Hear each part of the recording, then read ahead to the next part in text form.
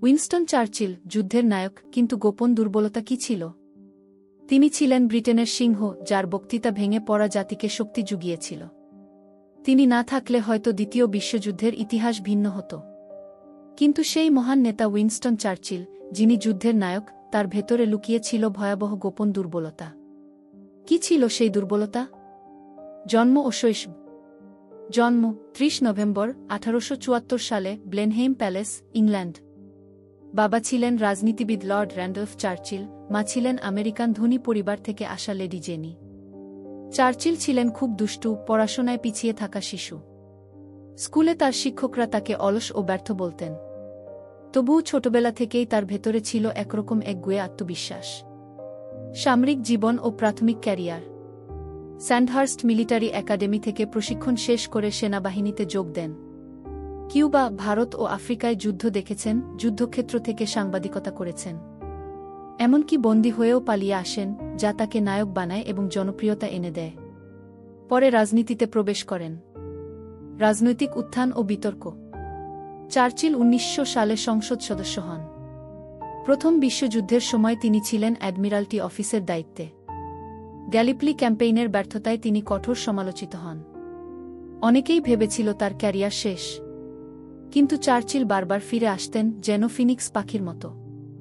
দ্বিতীয় বিশ্বযুদ্ধের নায়ক। ১৯৪০ সালে, যখন হিটলার ইউরোপ দখল করে নিয়েছে আর ব্রিটেন একা পড়ে গেছে, তখন চার্চিল হন প্রধানমন্ত্রী।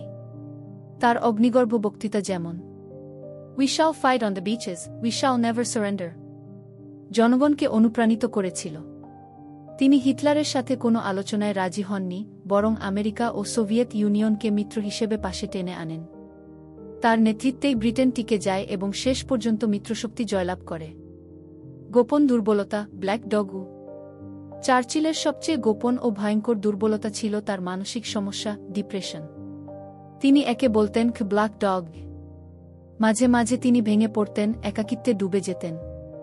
যুদ্ধের সময় যখন সারা দুনিয়া তাকে শক্তিশালী নেতার প্রতীক ভাবত, তখন ব্যক্তিগতভাবে তিনি মানসিক যন্ত্রণার সাথে লড়ছিলেন।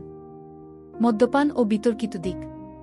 চার্চিল প্রচুর মদ্যপান করতেন, শ্যাম্পেন, ব্র্যান্ডি, হুইস্কি সবসময় তার পাশে থাকত। সমালোচকরা বলতেন তিনি মদের উপর নির্ভরশীল ছিলেন। এছাড়া তার ঔপনিবেশিক মানসিকতা নিয়েও প্রশ্ন আছে। ভারতের দুর্ভিক্ষ, ১৯৪৩ সালের বেঙ্গল ফ্যামিন নিয়ে তার বক্তব্য অনেক ইতিহাসবিদের কাছে এখনও বিতর্কিত।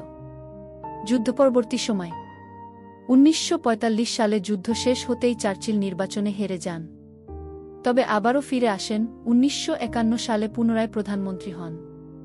বয়স ও অসুস্থতার কারণে আগের মতো শক্তিশালী ছিলেন না। তবে বিশ্বরাজনীতিতে তার গুরুত্ব কমেনি। শেষ জীবন ও মৃত্যু। জীবনের শেষ সময়ে তিনি চিত্রকলা ও লেখালেখিতে মন দেন। ইতিহাস লিখে সাহিত্যে নোবেল পুরস্কার পান ১৯৫৩ সালে। ২৪ জানুয়ারি ১৯৬৫ সালে ৯০ বছর বয়সে তার মৃত্যু হয়। তাকে দেওয়া হয় রাজকীয় রাষ্ট্রীয় অন্ত্যেষ্টিক্রিয়া, যা কেবল মহান ব্যক্তিদের জন্য সংরক্ষিত। উত্তরাধিকার। উইনস্টন চার্চিল ছিলেন যুদ্ধকালীন এক মহান নেতা, বক্তা, লেখক, আবার ভেতরে ভেঙে পড়া এক মানুষ। তার গল্প প্রমাণ করে, নায়কেরও দুর্বলতা থাকে, কিন্তু সেই দুর্বলতা জয় করেই তিনি হয়ে ওঠেন কিংবদন্তি। উইনস্টন চার্চিল ছিলেন এক দ্বিমুখী চরিত্র, বাইরে সিংহের গর্জন, ভেতরে লুকানো কালো কুকুর। এটাই হয়তো তাকে আরও মানবিক আর ইতিহাসে আরও অনন্য করেছে।